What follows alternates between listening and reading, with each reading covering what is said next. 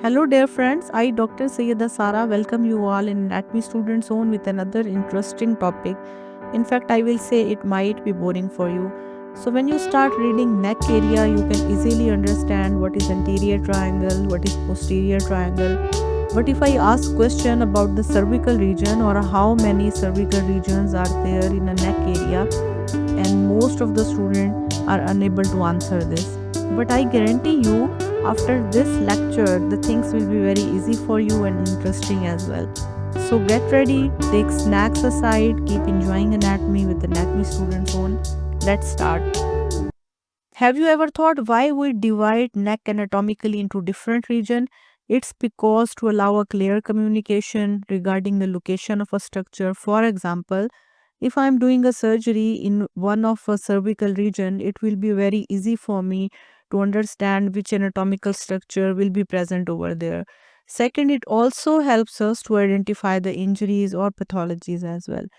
So neck is divided into four regions. Before I cover these four regions or tell you the detail of these four regions, it's important to know about the boundaries of the neck.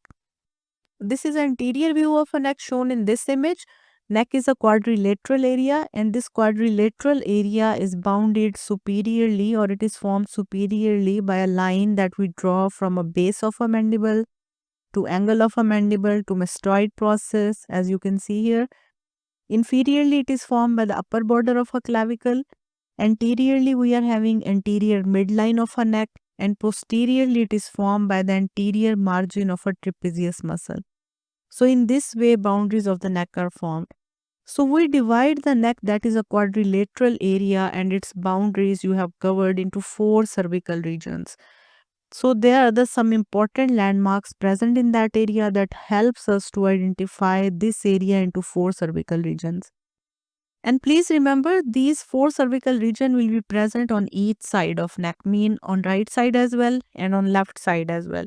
Important bony landmarks in a neck area, these are the mandible, occipital bone and a clavicle, and the important muscle which are present in that quadrilateral area, these are sternocleidomastoid and trapezius muscle. These are very important muscle and these are located within the outermost or investing layer of deep cervical fascia. You know this. In fact, I can also say between the mandible anteriorly, occipital bone posteriorly, clavicles inferiorly, neck is divided into four major regions by means of a visible or palpable border of a large superficial muscles which are sternocleidomastoid and trapezius muscle. So what these four cervical regions are? These regions are sternocleidomastoid region labeled as A, posterior cervical region shown as B, lateral cervical region which is marked as C, and an anterior cervical region that is labeled over here as D. So again important to remember over here is that anterior cervical region or that is labeled as D, it is also named as anterior triangle that we further divide into other triangle that I will cover in another part. So the lateral cervical region or C that is mentioned over here, we name this region also as an posterior triangle. So I can say anterior cervical region or anterior triangle and the lateral cervical region or posterior triangle, these are the same thing. So remaining what we have left is sternocleidomastoid region and the posterior cervical region. So these are two other one. In this part, I will explain sternocleidomastoid region and in next video, I will explain anterior cervical region or an anterior triangle. This table is taken from your reference book and in this table, you can see four cervical regions are mentioned. And again, I am repeating these. These are sternocleidomastoid region. This is labeled as A. Posterior cervical region, which is mentioned as B. Lateral cervical region marked as C and anterior cervical region labeled as D. So now I will cover sternocleidomastoid region, its relation, its attachment of that muscle which is present in this region, and if any further subdomain which are present in this region, I will also cover this. Sternocleidomastoid region, as the name indicate, it contains sternocleidomastoid muscle that is a key muscle or a main landmark present in this area. We can observe this muscle after we are going to remove the skin, superficial fascia, and a platysma muscle. So, this muscle itself is enclosed in an investing layer of a deep cervical fascia, as you can see here. So, this is visibly going to divide each side of a neck into anterior and a lateral cervical region, or in simple word, it divides each side of a neck into anterior and posterior triangles. So this muscle is a broad muscle, it is strap-like muscle, strong and a thick muscle that is crossing the side of a neck. So anatomical key position of this muscle is very important because it protects the underlying soft structures from a blunt trauma.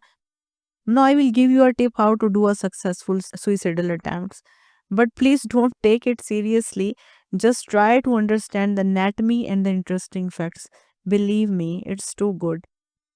Anatomical key position of this muscle is also very important in suicidal attempts because most of the suicidal attempts by cutting one throat often fail.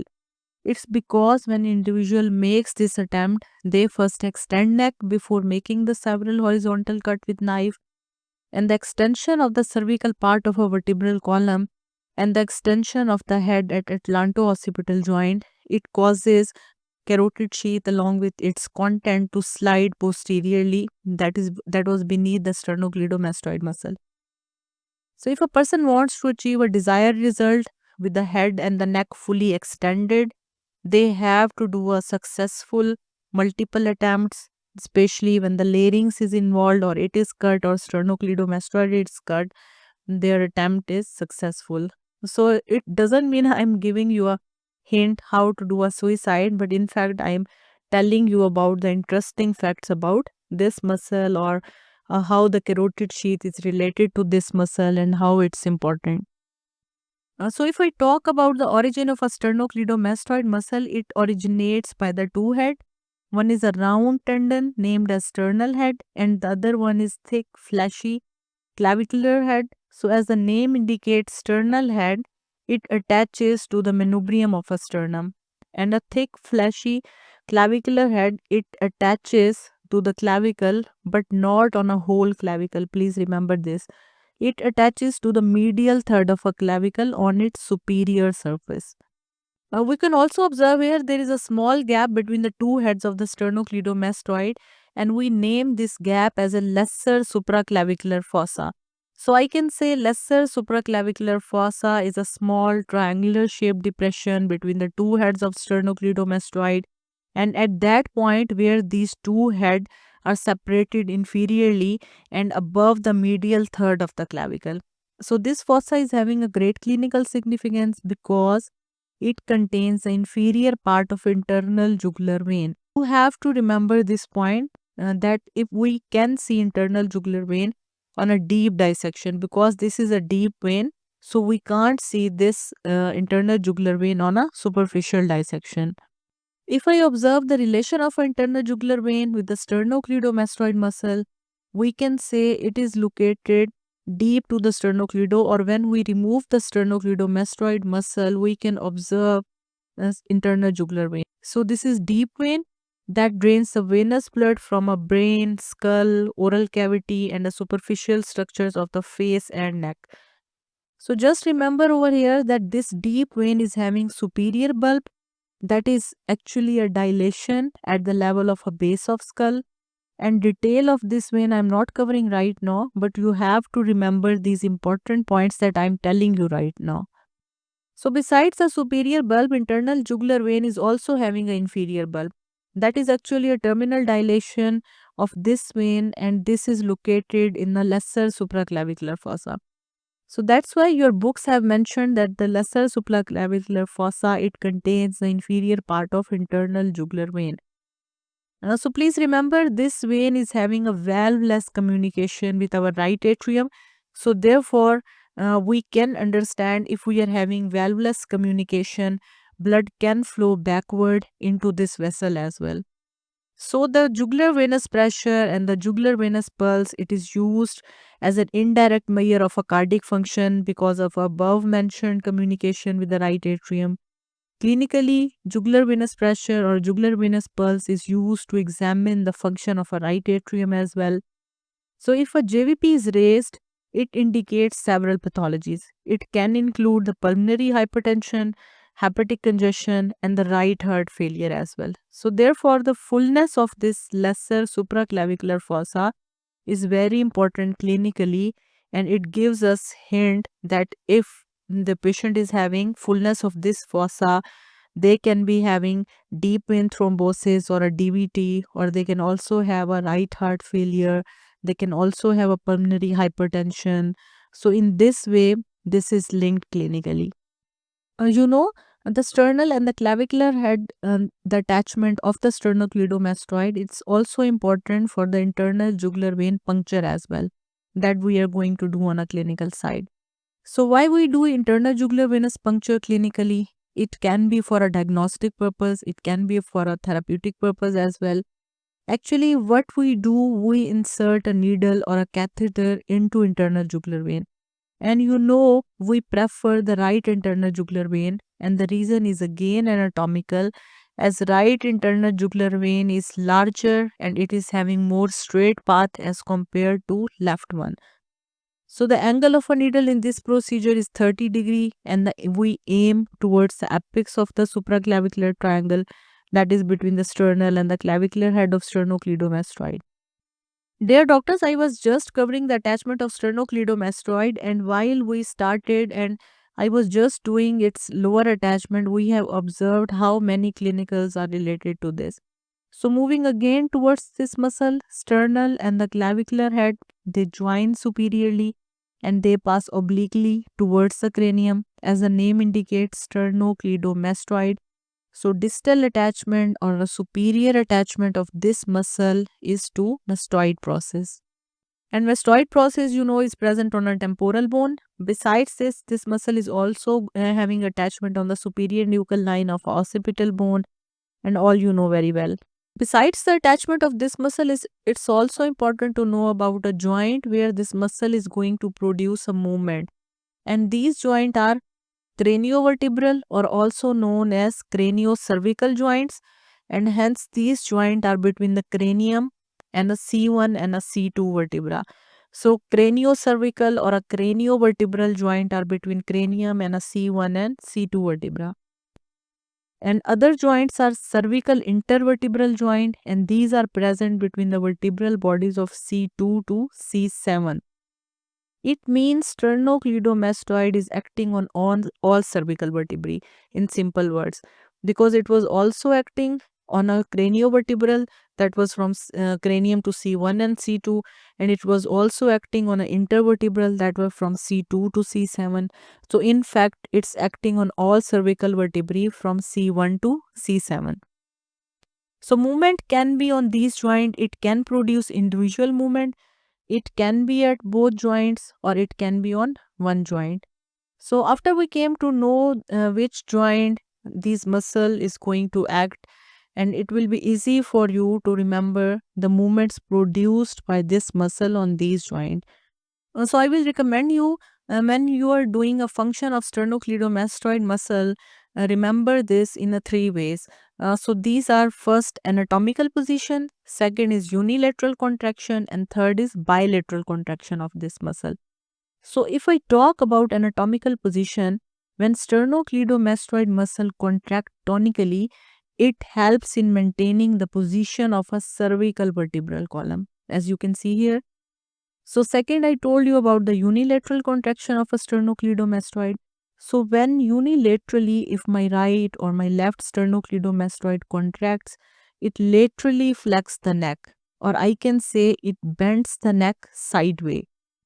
If right sternocleidomastoid will contract, it will bend the neck towards the right, and if the left sternocleidomastoid will contract, it will bend the neck to left. So when sternocleidomastoid contracts bilaterally, it either acts at atlanto-occipital joint or it either acts at cervical vertebrae. So you have to remember bilateral contraction in this way. So when sternocleidomastoid is acting bilaterally at atlanto-occipital joint, what it do? It extends the neck and elevates the chin.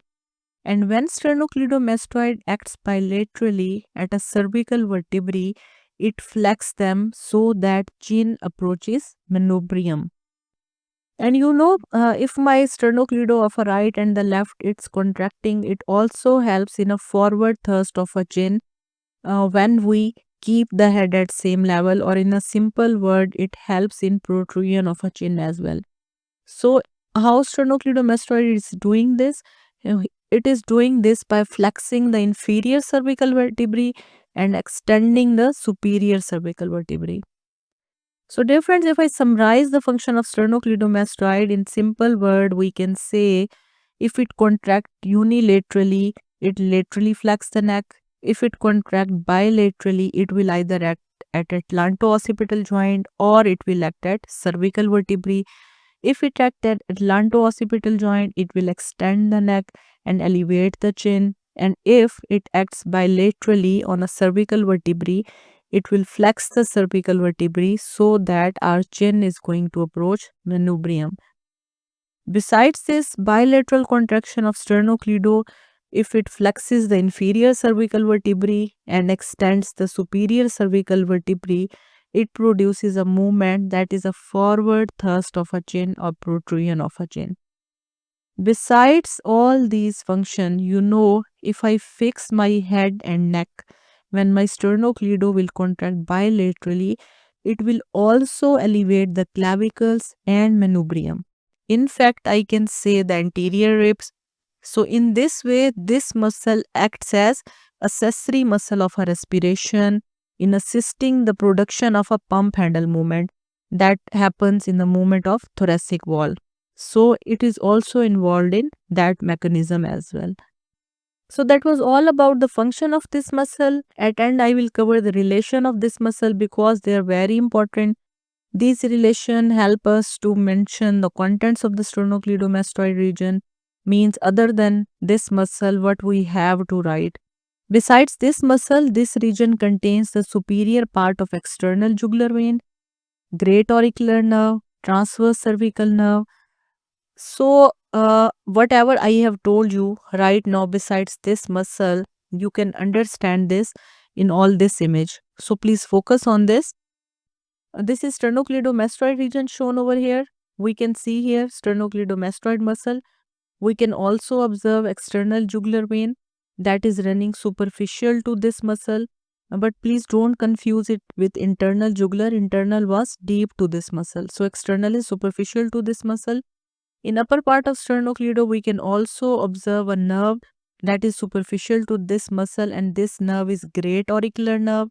In middle and the lower part of this muscle, we can also see transverse cervical nerve. So if on a model, you are going to see a major vein superficial to this muscle, that will be external jugular vein. If you are going to see a nerve in upper part of this muscle, that nerve will be great auricular nerve. And if you are going to see a nerve in the middle and the lower part of this muscle but superficially, that will be transverse cervical nerve. At end, I will tell you about another important point that is related to the nerve point of a neck. It is also known as a point. This is linked with the sternocleido. Again, how? You can see this nerve point is located on the posterior border of sternocleidomastoid muscle. Approximately, I can say at a junction of upper and the middle third of this muscle, and about 2 to 3 centimeter above clavicle. So these are the landmarks. So you can observe here at this point 4 superficial branches of a cervical plexus, and we name them as an great auricular, lesser occipital, transverse cervical, and supraclavicular nerve, which are emerging behind this muscle. So at a point, it's also you have to mention that accessory nerve also courses through the posterior triangle of a neck to enter the anterior border of trapezius muscle through this path as well. So dear doctor, that was all about sternocleidomastoid region. At end, I will summarize the content of this region in a table that is also taken from your reference book. So you can observe this region contains sternocleidomastoid muscle, detailed I have covered and I have explained. Superior part of external jugular vein, I also told you it's present on superficial to this muscle. Great auricular transverse cervical nerve that was coming from a point through this muscle, and a point is located over where and how we trace it. So besides this, I have also covered the lesser supraclavicular fossa that contains the inferior part of internal jugular vein, detailed anatomical location of this triangle, its clinical significance I have covered and I have told you. So you can see, if I ask about or if I say about the sternocleidomastoid region, besides this muscle, beside this nerve, it also contains the supraclavicular fossa along with its content as well. In next part of video, I will explain the anterior cervical region or anterior triangle with its key content and the structures. So till then, enjoy learning, and as always I say, don't forget to appreciate the efforts by hitting on a bell icon, by hitting on like button and subscribing this channel. Thank you so much.